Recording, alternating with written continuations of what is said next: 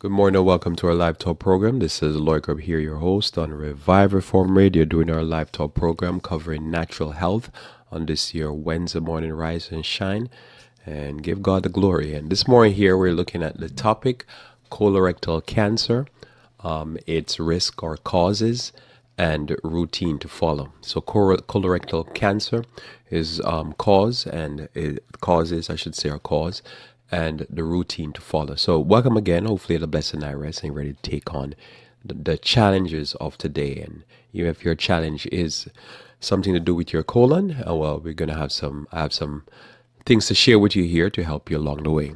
So let us pray. Thank you, Lord, again for your love and the blessings, dear Lord, of the things that you teach us both in rules and laws and in natural remedies to take care of our bodies. May you bless us, dear Lord, as we look into these things. We pray for Christ's sake. Amen. So I have some information to share on colon cancer, or colorectal cancer, I should say. But before I get into the colorectal cancer, I have an article on that. I have just a quick article I want to share firstly on the continued, what do you call it, opioid crisis that is going on. And then I'll get to the bulk of the information, which is on colorectal cancer. So I'm going to share this article here. This is taken again from, it's written by Associated Press and Corey Simas Co.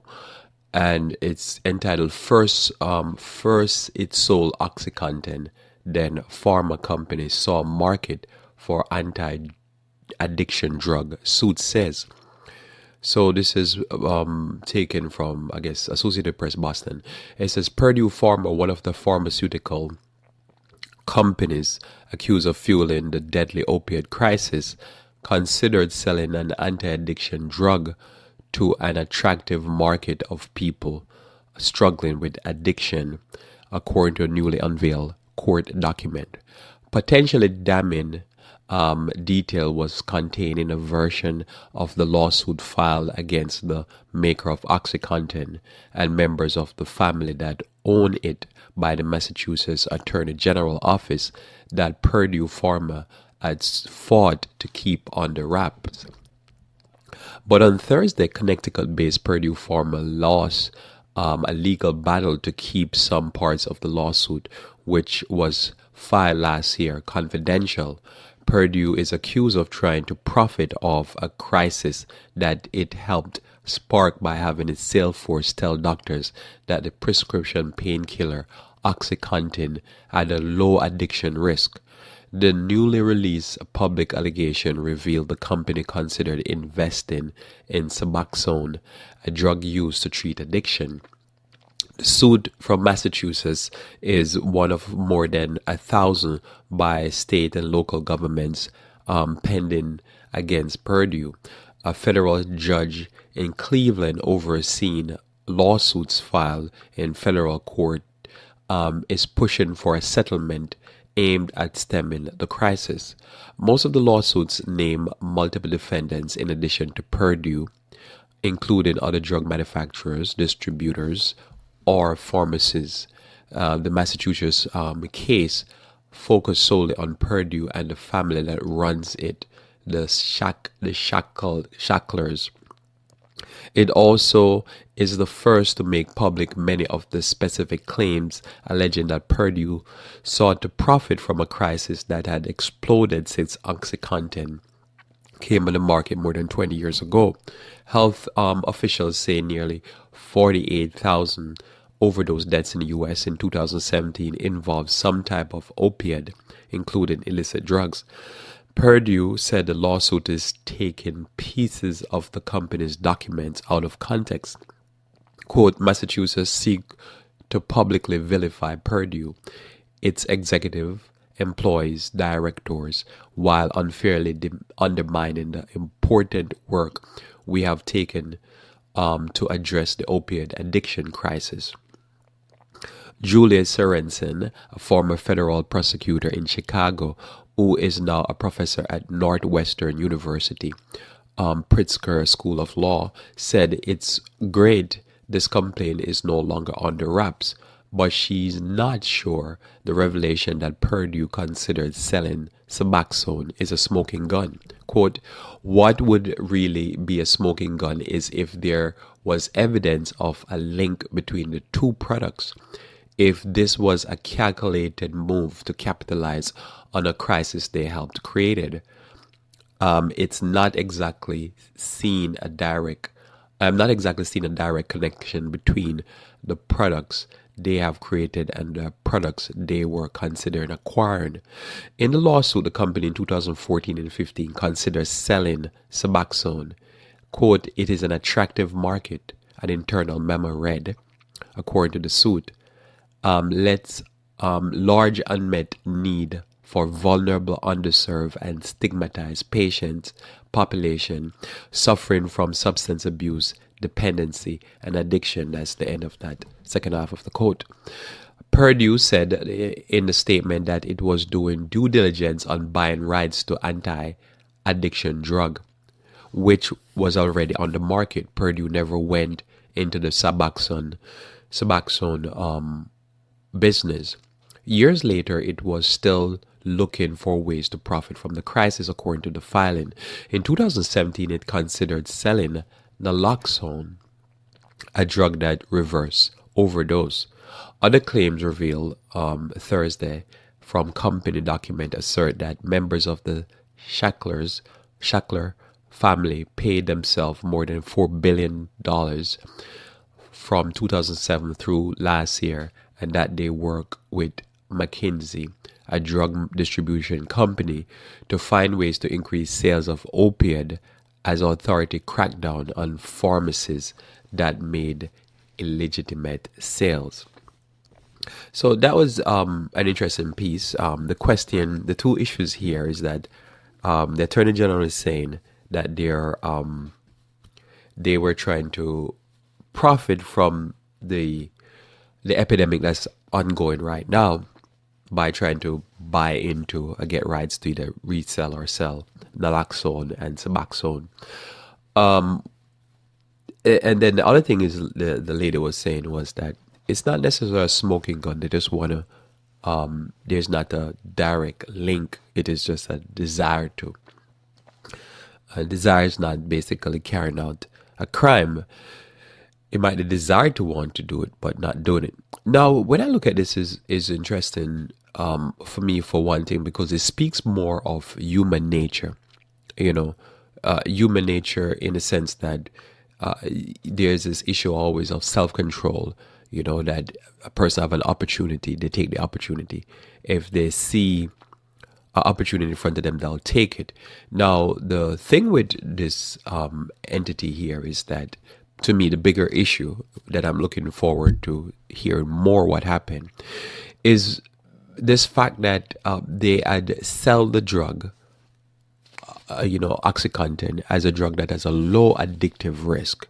So what I want to see clearly is a demonstration was their internal documents, and was it clearly through the various different experiments that they did that it was proven that this drug has a high addictive rate.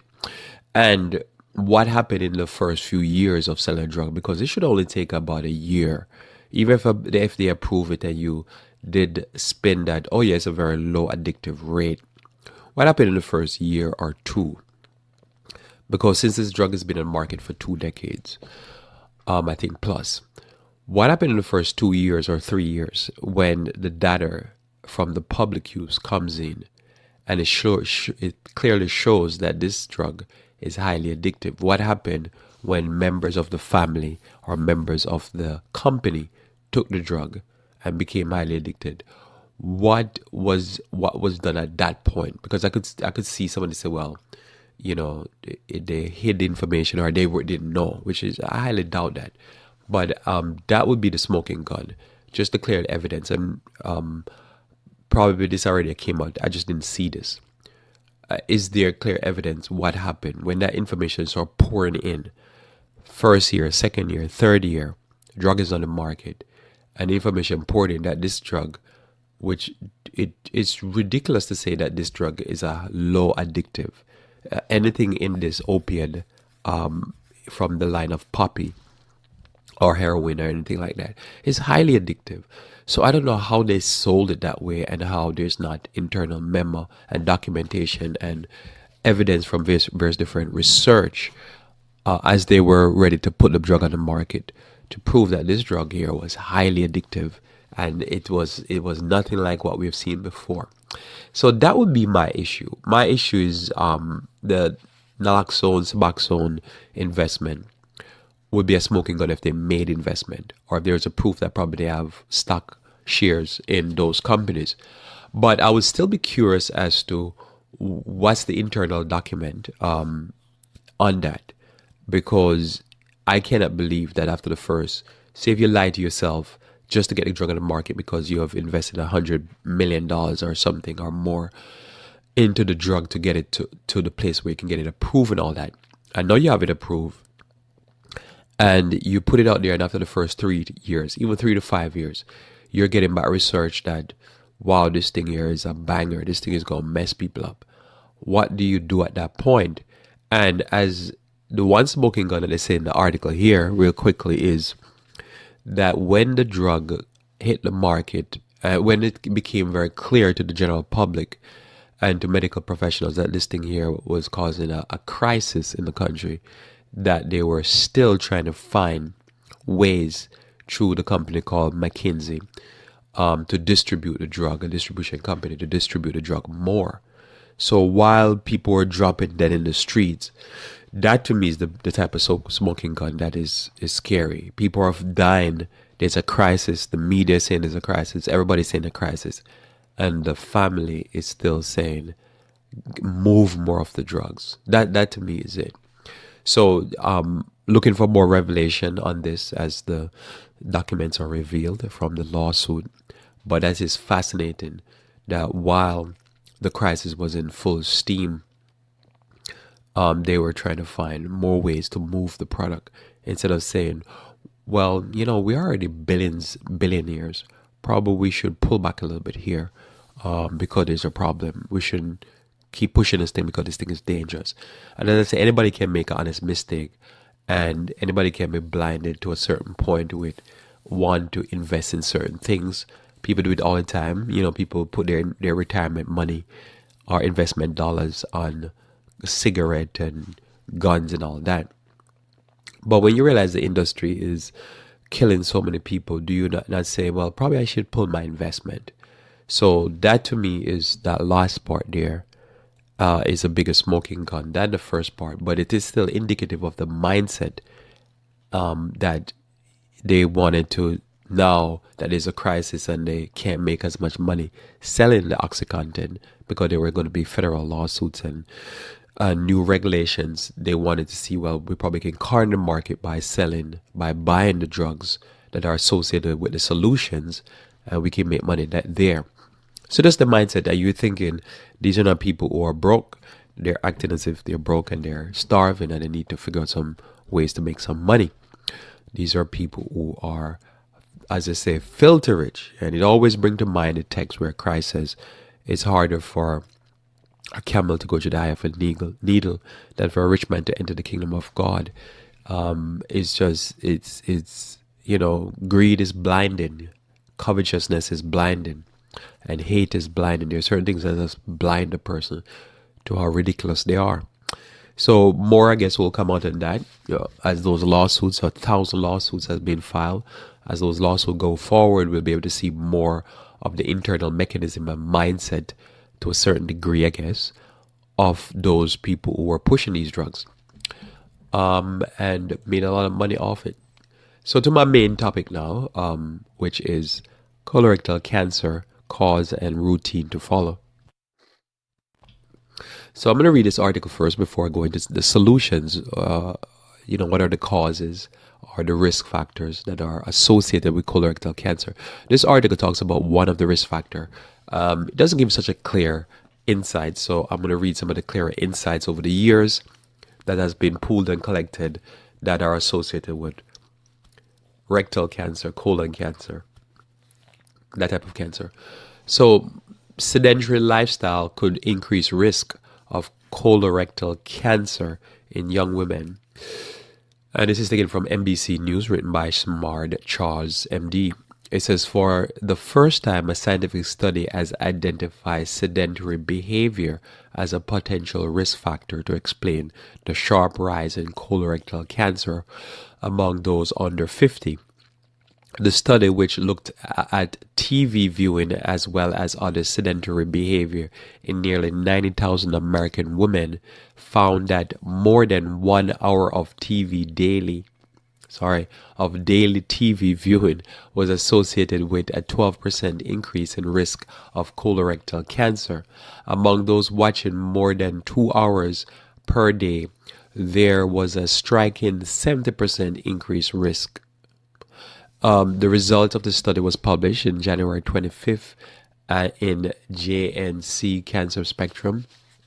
The study looked at 89,278 nurses who were aged 25 through 42 at the beginning of the research in 1999 and followed them for 22 years. The researchers found 118 cases of early onset colorectal cancer diagnosed over the 2 decades of follow-up. Rectal cancer were more commonly found than colon cancer, researchers found. Early onset colorectal cancer, defined as occurring under age 50, is increasing in the US and globally, sharply contrasting with a dramatic drop in the disease among older people, largely as a result of cancer screening.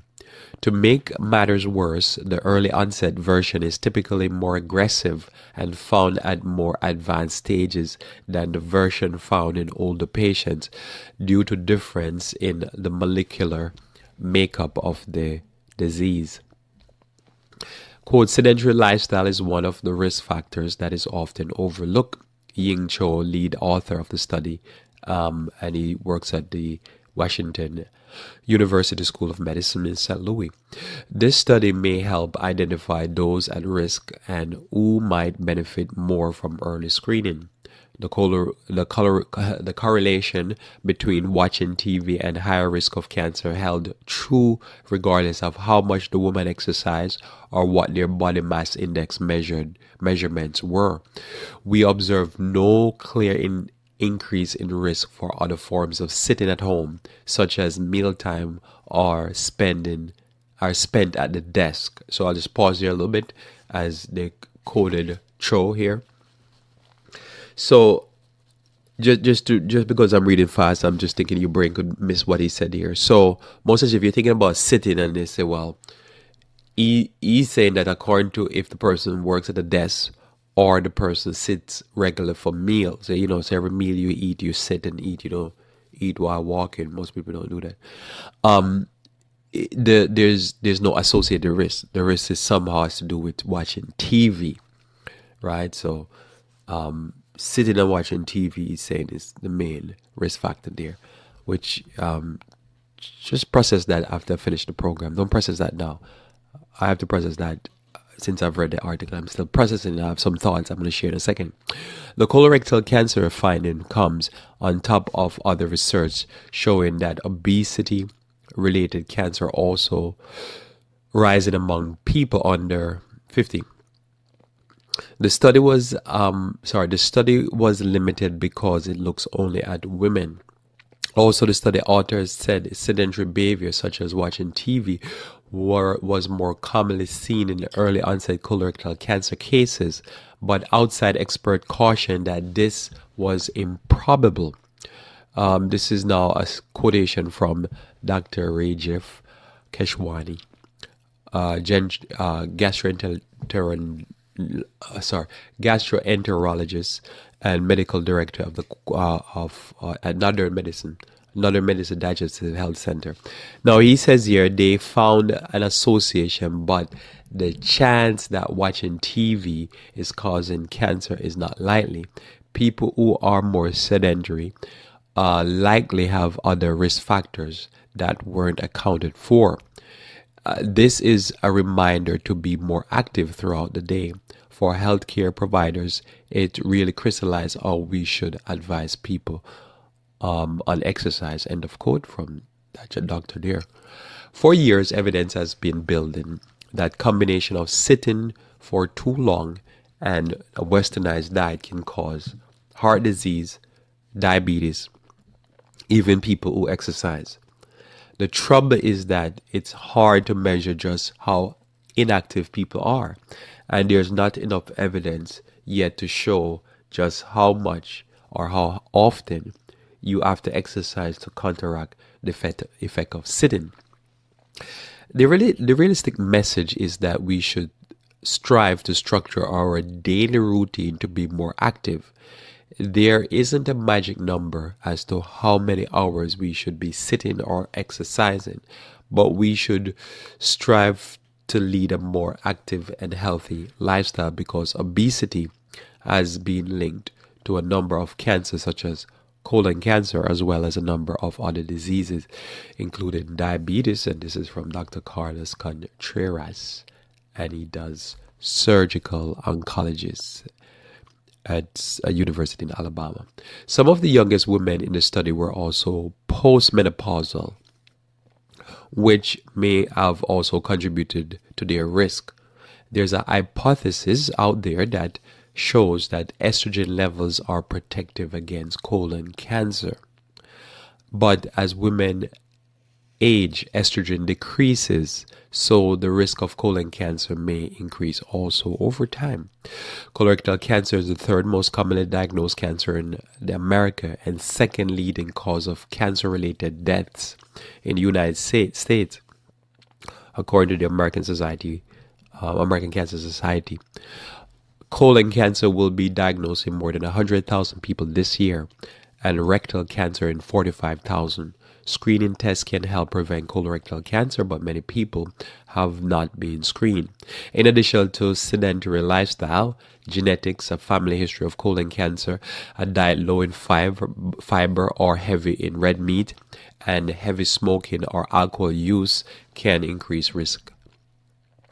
Overall, the lifetime risk of developing colorectal cancer is 4.4% for men and 4.15% for women. Experts do not know why the risk is slightly lower in women. U.S. Preventive Service Task Force recommend routine colorectal cancer screening every 5 years, ages 50 through 75, for those considered to be at average risk.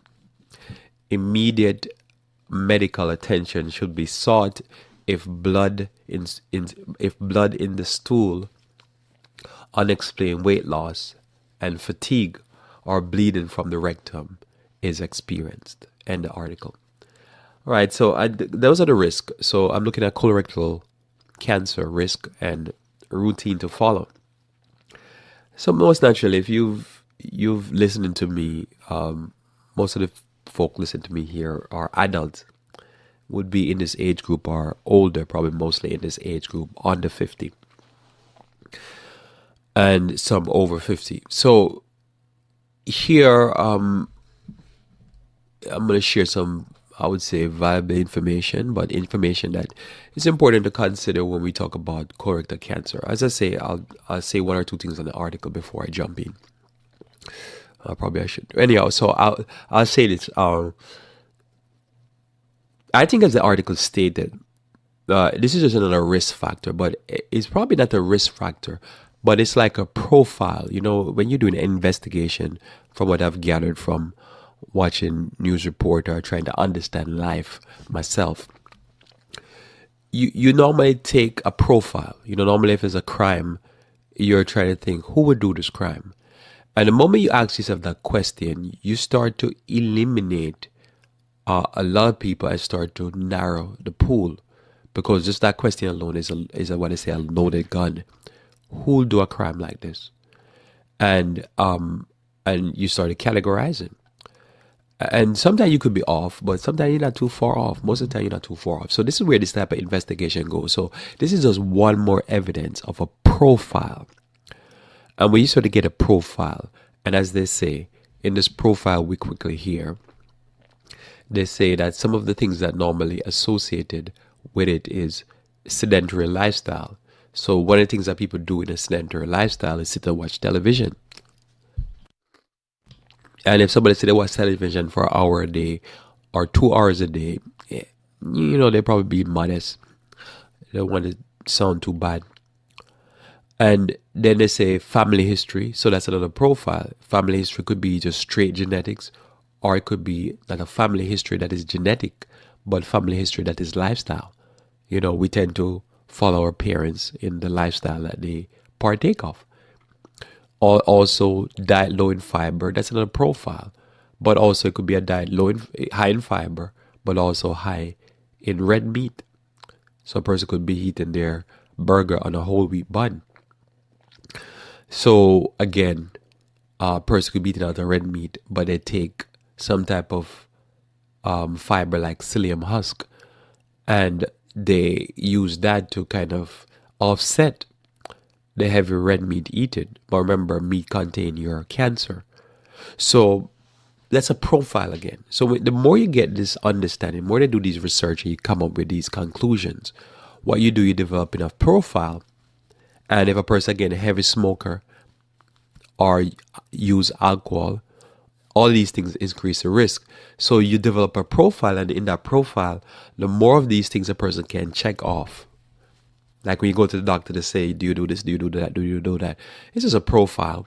Is the more you can say, well, this person here, I have a higher risk. It doesn't mean that somebody in none of these profiles said couldn't have something like that. It just means somebody in this profile said the more they can check off is the more their risk increase. So if a person can check off sedentary lifestyle, genetics, family history, diet low in fiber, heavy red meat, smoke, drink, they can check. You need to go get a check. So if somebody said they're 35, I would suggest to them, go to your doctor and say, look, I check off all those boxes. I need to get a check for colorectal cancer. And that's why I think that sedentary lifestyle becomes a big point. So I'm going to look at some of the risk factors. So some of the risk factors are well established. Anything that is an irritant that goes inside of us will affect our colon. So you just think about that. Anything that is highly irritating to the system, our internal system is very delicate. And so some of the risk of this is high meat and fat consumption. So if a person sits and eats chicharrones, fried skin of pork or pig, the skin and fat of the pig, that white part, and they fry it until it's crisp and then sit and eat all of that. That stuff will go inside of you, and it's gonna be tough. Because imagine that stuff, you've eaten it crunches, right? So if a person eating this kind of high fat, and most of the fat people are eating, especially deep fried food, it's the fat is the problem. But I believe even deeper, I have no study for this, but I believe in a deeper way, is when you go to a restaurant, they'll keep that fat for a while. Some places will keep frying and frying and frying, and the fat becomes burnt and burnt and burnt. And it's an irritant. You wouldn't go to one of those vats, take that fat out and put it on your skin. It will cause you a rash. It will cause you irritation. Now imagine the skin is tougher than the colon or the internal organs. And you just drink that stuff down with some meat. That's going to be tough in the system. So this is, again, another risk factor. Coffee, risk factor. Cola, teas, risk factor. Because they're all irritant. The mere fact that you can use coffee as a pesticide is a beautiful thing. Because people say everything that God made is good. Depends on what you're using it for. Depends on what it's there for. It might be good for pests, to get rid of your pests, but it's not good for eating. Teas are also pests, pesticide. And I think they're also good for protecting it from herbivores. So if you know tea, how it works, tea is they pick the tender leaf because the plant uses a system where it put the poison in the tender leaf, so the herbivores don't eat the leaf that when they're tender, so it don't kill the plant. So all of these things there are pesticides. So they're good to protect the plant from destruction, and they have good natural uses. But as food, they're irritant to the system, and they will end up increasing your body's ability to protect itself, because you're poisoning yourself every day and the body can't repair, and it could end up causing disease, which is cancer. It can be noted also that certain foods can be irritant. Soy sauce, peanuts, they can be irritant. Anything that's an irritant or allergen, it's important for you to stay away from. So if you have a peanut allergy or you have a soy sauce allergy, just stay away from that stuff, because it will be an irritant to the system, especially anything that is fermented. Alcohol, obviously, because that irritation will damage the system.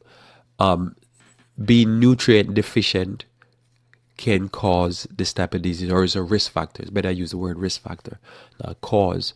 But some of these things have been just established as a risk factor. In other words, they do a study and they find people deficient in vitamin A or vitamin C.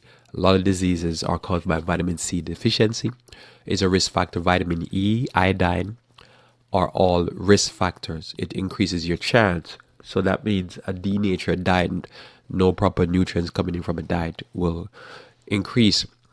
Eating too much processed food, this has been established, especially in the last few years, in quite a few landmark studies to show that eating processed meat and cheese and any foods that are breaking down because they're unrefrigerated is a risk factor. They give off amines, and it increases your risk factor. High intake of certain vitamins. If you've followed some of these talks I've done and some of the reports that have been coming out, they've been shown that these chemical vitamins, these what you call these vitamins, the regular vitamins, not the vitamins as they come from food, but the chemical based vitamins, say A, C, E, have been shown to increase your chance of cancer because they're coal tar derived, they're not natural. A bit of overeating increased risk by about 35% of cancer. Eating too much food, the body is always overworked, or the colon is always overworked. Some species of mushroom has been associated with high risk, increased risk. Too much refined food is increased with shown, so not enough fiber in diet. Just you getting the pure carb and a protein diet that is high in fat and protein, as I said before. If a person have diabetes, they're checking off another box that they have a high chance of colon cancer, because again, any of the things I'm talking about here, these risks and the solutions that I'm going to talk about later, are the lifestyle practices you need to do as a daily routine, will help a person overcome diabetes and heart problems. They're all similar diseases. You have one, you might have the other. So if a person have diabetes, they should do regular colorectal check, colon check, colonoscopy and stuff like that. Overweight is another major risk factor. Again, overweight, sedentary lifestyle, diabetes, high blood pressure, all these things, they're all associated. So this is why it's so important when they say they have kind of definitively proved there's an association, because that means a person could be work at a desk or does something as when they sit a lot, but yet they don't have a high risk. Why? Because there's multiple association factors. So again, high transit time or long time for food to transit to your colon.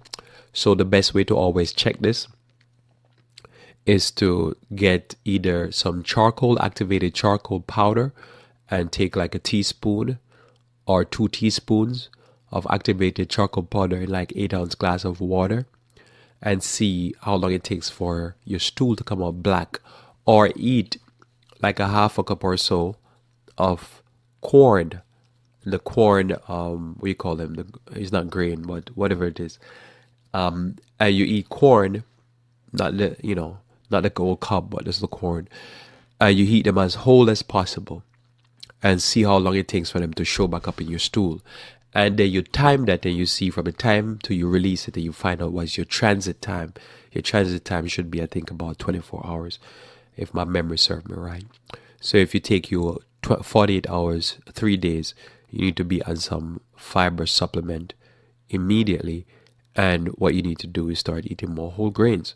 The longer the food stays in your stomach, meaning from your stomach all the way to your rectum, is the more the food start to putrefy, start to cause damage. And especially if you have meat, with transit time of meat can be days. If you eat a lot of meat, that meat is rotting in your stomach, and it is causing diverticulitis. It's causing cancer to develop in your stomach, because the meat itself in it is cancer. So the cancer is taking too long to exit your system. So you want to speed up your transit time. So that's one of the routine that you need to follow.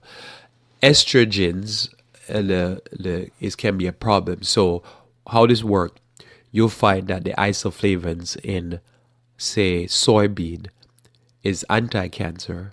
The more estrogen you have in your system is better naturally. But the chemical estrogen that is found in like plastic bottles are cancer causing.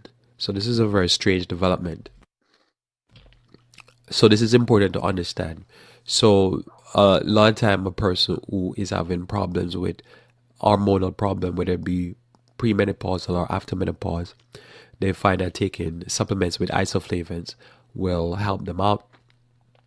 So, this estrogen problem is a problem that has to be addressed as one gets older, 35, 40, 35, 45, 55, so forth.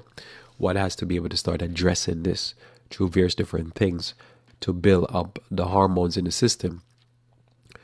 And so this is why I always advise never to use the water bottles that are the cheapest water bottles. You go into the store and they sell these like cases of 24, 36 water bottles. You can hold the water bottles and they crush. I wish I could make the sound. It's very soft water bottles. Don't use it, because if you think about it or you try it next time, you can taste the plastic in the water bottles. Those plastics are normally called their estrogen that you're tasting. It's the fake estrogen. So you're drinking in the normally let's say, if you see this bottle, let's say BPA free, that BPA is a fake estrogen, and it goes inside the body and it affects the body, colon, breast. So you want to be able to stay away from those. You want to use the hardest type plastics. So when you drink the water, you shouldn't taste the plastic in the bottle, because all that plastic you're drinking in the system is poisoning your system. And I'm sure it's causing other problems that science have not caught up to, because literally you're drinking a chemical that cannot be broken down any further. Body can't digest it, can't utilize it, and it's causing damage because it mimics some of the hormones inside the body. So please don't take this lightly. I would not be drinking any plastic. It's just, if you're thirsty, find the most expensive water bottles you can find that are harder, and pay the extra few cents. It's worth it. The other thing you should do is, try to use glass and stainless steel. Anything that will not leach dangerous toxic chemicals that are proven cancer causers. Hair dyes, so be careful how you dye your hair. Consider using more natural dyes like henna to dye your hair, especially because you're dyeing where your brain is at. You're dyeing where your brain is at. When I say dye, I mean the color thing, not literally killing yourself. But this is very important to consider, how you're dyeing your hair, what you're using. All these chemicals that especially women use in their brain. Women using their, where my thought is going, right? Women using their hair, and in the past when there used to be Jerry curls, men also would use on the hair. Has to be considered that all this, I guess the hair look nice and straightened. That's not the way the Lord made it. But the problem with that is that all that chemical is being poured in your head, and it's getting the scalp, and that's where your head and your brain and all your receptors are. So be careful of that. I'm not one to believe that one should use any chemical on the head. The only thing you should be using on your head is something that is natural, because the risk is not worth the beauty, or the beauty is not worth the risk. um, Drugs, obviously, any type of drugs, including your regular diuretics, immunosuppressants, penicillin, aspirin, all these antidepressant, all these things, they have to be processed by the body, and they end up damaging the colon and the liver, kidney, and so forth. So consider well trying to find as natural solutions as you can for your diseases and weaknesses. Use of tobacco will damage the system. Tobacco has been associated with every form of cancer, which makes sense because, again, the blood is the key here. If the blood is poisoned, the whole body is poisoned. And so when you smoke, you're inhaling all kind of toxic chemicals in your body. You're fumigating your body and killing all the good, delicate substances and I should say substances, but you know, molecules and atoms and so forth inside of your body. Same thing with the poison called alcohol. Same thing with caffeine again, and decaffeinated beverages. Caffeine is just poison. So alcohol is poison. Just think about the colons. That just look at yourself and just think about that nice pink flesh that is inside of you, and just thinking about pouring, which is unreal, but that's what we do as human beings. Pour alcohol on that nice, beautiful tongue and cheeks and, esophagus and all the way down. And just think about pouring alcohol in it, or think about blowing smoke on yourself. If you blow smoke on yourself, you start to cough or sneeze or something. And imagine just pouring this down yourself every day. The end result is going to be cancer. And we can see the corollary in our society. Those who have the most crazy diets and lifestyle are the ones that come down the highest rates with cancer. It's just cause and effect. So one has to be careful of that. Somebody said, "But isn't it genes?" Well, it's like anything else. It's you can have a gun with no bullets. You could put it in your head and pull the trigger. You'll never blow your brains out. But if you put one bullet in there, sooner or later you're gonna blow your brain out. You put two, well, you just increase your risk. And that's what this is, what we're talking about here. The risk is just how much bullets you put in those chambers, or the whatever you call it. So all we're talking about here, we're talking about colorectal cancer risk. We're talking about, it's not just genes. We all have flesh. And our flesh, internally, our colon, our digestive tract, our esophagus, our tongue, our mouth, we all are susceptible to these cancers. The more we take these risk factors and pour it into ourselves, is the more we increase the risk, because we all have flesh. It's just some of our flesh, to me, the genes work now. Some is more susceptible than others. Some are weaker than others. Some have a stronger genetics than others.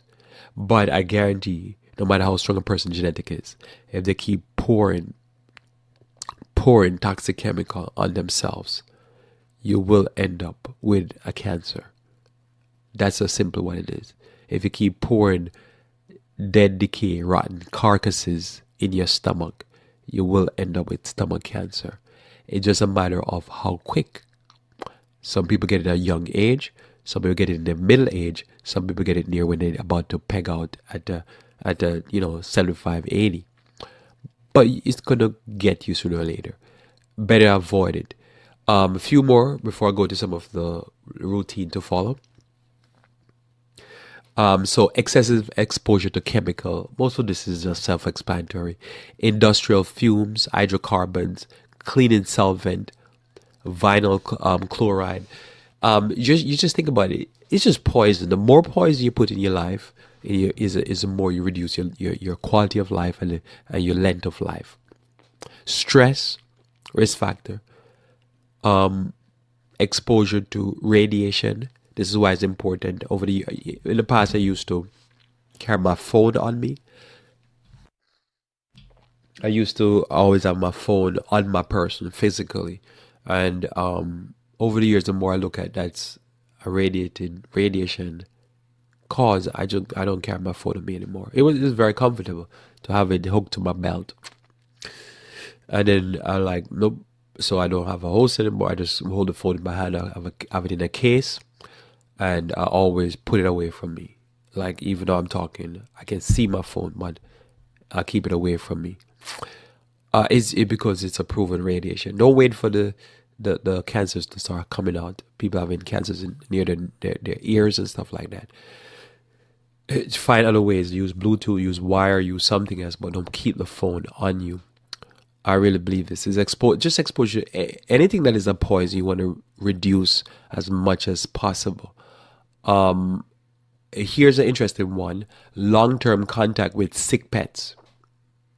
That's fascinating, right? Long-term contact with sick pets, but it's self-expander. I remember reading a case where a lady would go to the vet, and the dog got treatment, and the dog got over the sickness. I can't remember what the sickness was. Then she would go to her doctor, and the doctor will give her some treatment, and then she will get over the sickness. But then the dog gets sick, and then she go to the vet, and they keep going on for cycles until I think the doctor asks her some questions, and then she revealed to the doctor that the dog is being sick and she's being sick in cycle. So both of them were sickening each other, because remember it's a mammal, and they were passing the disease. So by the time one got better, the other one got sick. So the one got sick, the one got better. They kept on going back and forth.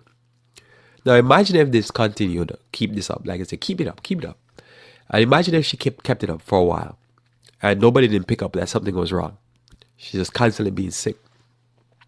Then it get to a point where you just get overblown and she die. Then sooner than probably the dog would die, and nobody would ever pick it up.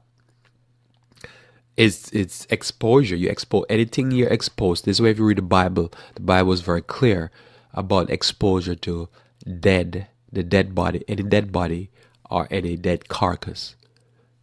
Or not even eating a dead carcass. That was the original plan of God. No dead carcass should be eaten.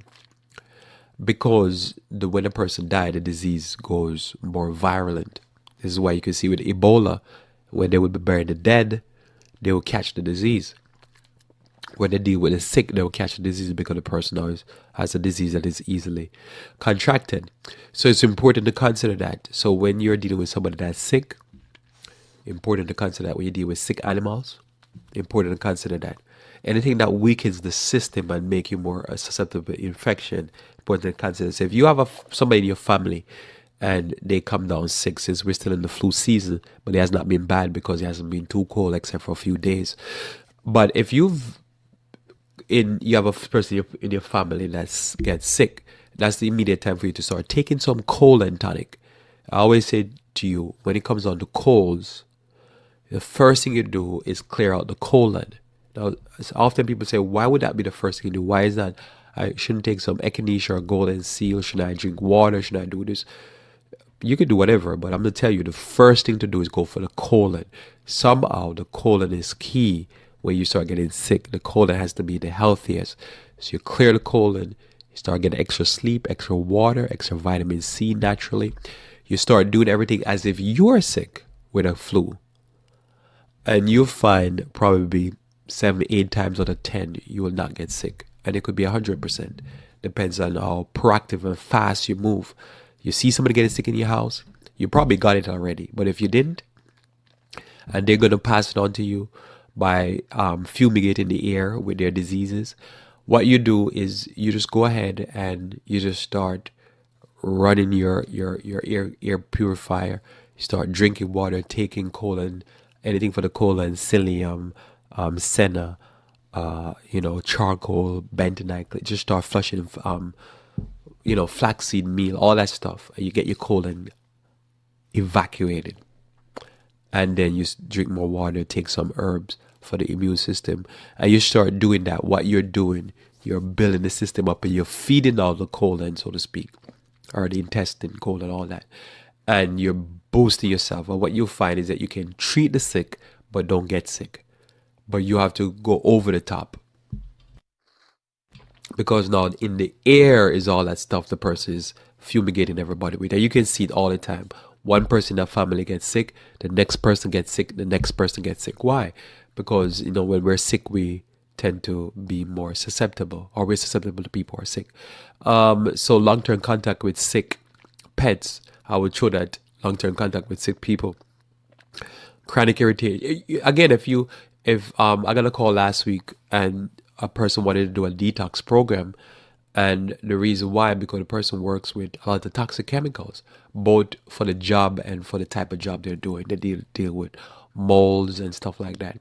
So why is that important? Because you want to flush the system and strengthen the system as you get sick. Chronic irritation and infection, all viral illnesses, so cold, flu, rashes, diarrhea, these are all risk factors. If you're around a lot of sick people, you should take extra precaution. Early sexual activities normally contribute to cervical or skin cancer. History of previous cancer, because it's already in the body. Food preserved with BHT, and there's another one, I forget it all of a sudden.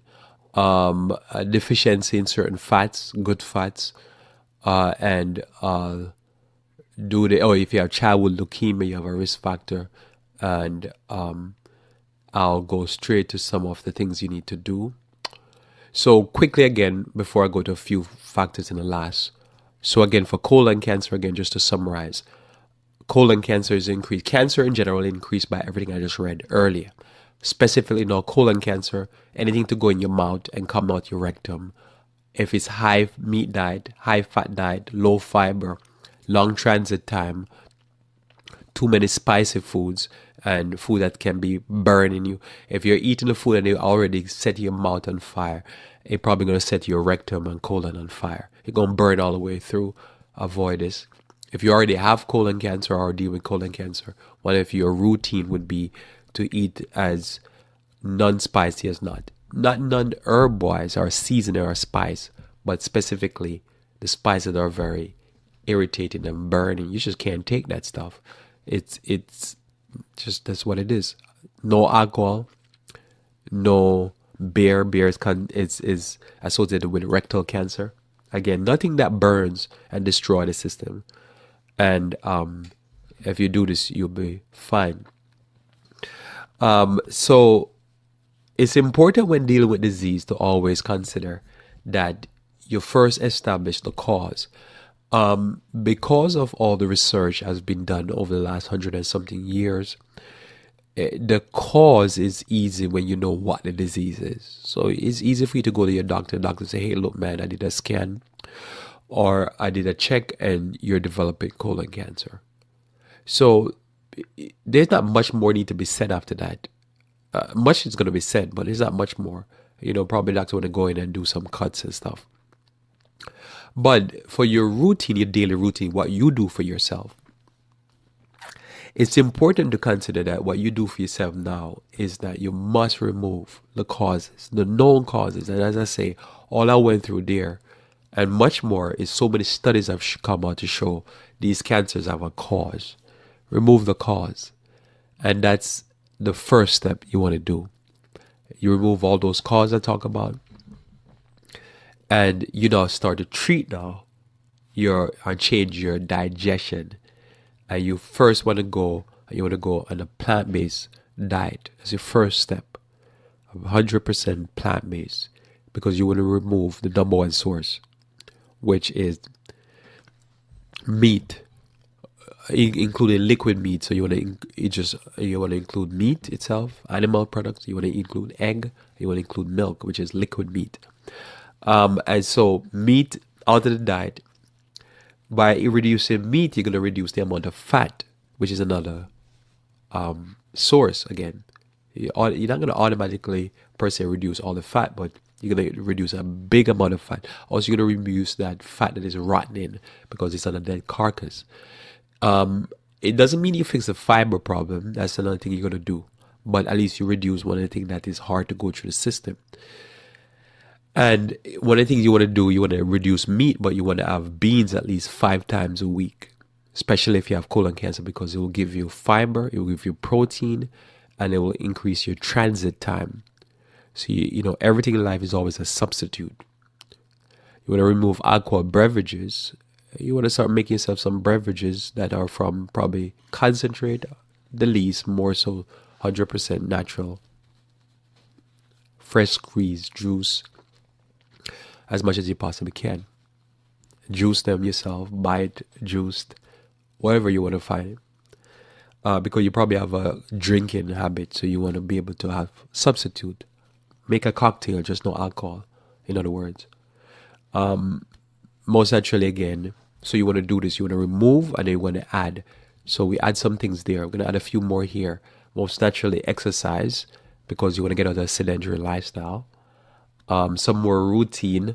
You want to eat freely of vegetables, fruits, grains in moderation. So you don't want to get in a diet where you're eating too much grains. And so remember, eat some grains, but start learning now to eat ground food that are grain-like or starch-like, but they're from the ground.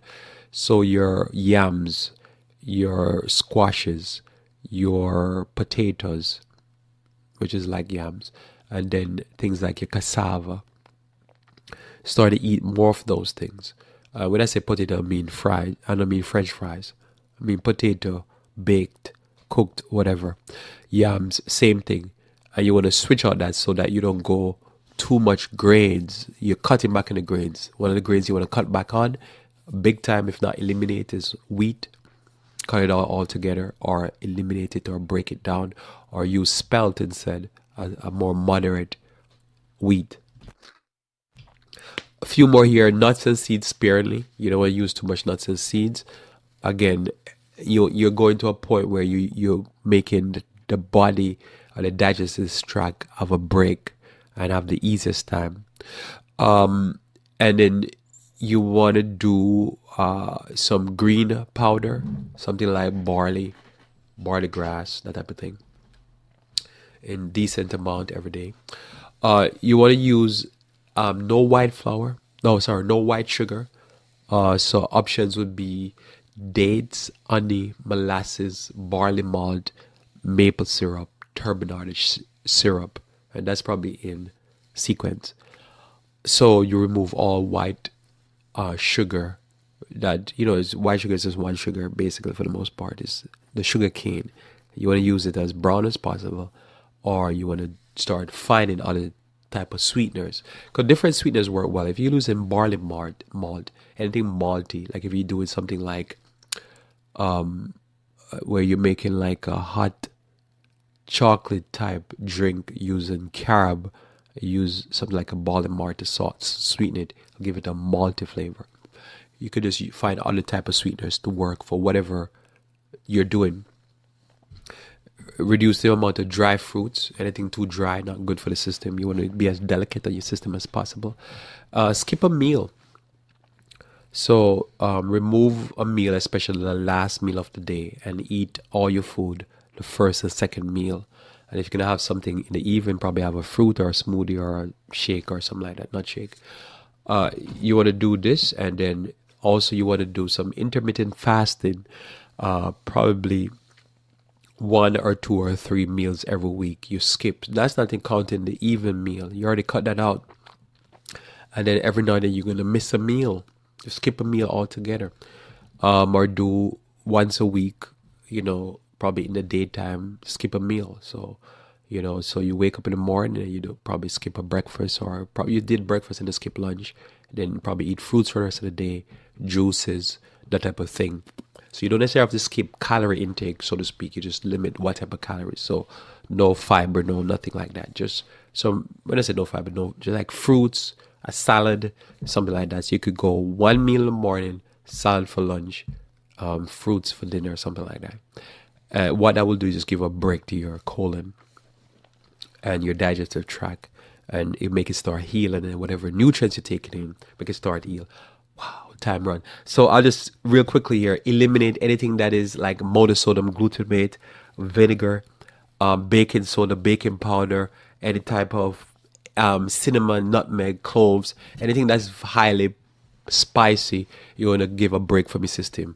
You just few more, because I didn't see it all the time. Eat slowly, chew your food, and you want to be able to sometimes, as I say, use don't eat no ice cream. Use fruit to make sorbets, that type of thing. And then you want to make sure put 5 hours between every meal. and also you want to be able to take in some things that are very calming to the stomach, like peppermint, in moderation, high amounts of like chamomile, and any other herb that are very good to soothe the colon tract. And that's what you want to do. And there's some more, but I'm out of time. God bless you. Let us pray. Thank you, Lord, again for your love, your mercies. I pray that you may be with us, dear Lord, that we might, in all things that we do, be loving to ourselves, loving to others, loving to our colons, loving to everything that we do by having a more godly diet and lifestyle. Bless us, we pray, by thy grace for Christ's sake. Amen. Thanks to be with me here on Revive Reform Radio. Looking forward to talking to you again live tomorrow morning, where we should talk about current events. Until then, I pray that you may continue to walk with the King.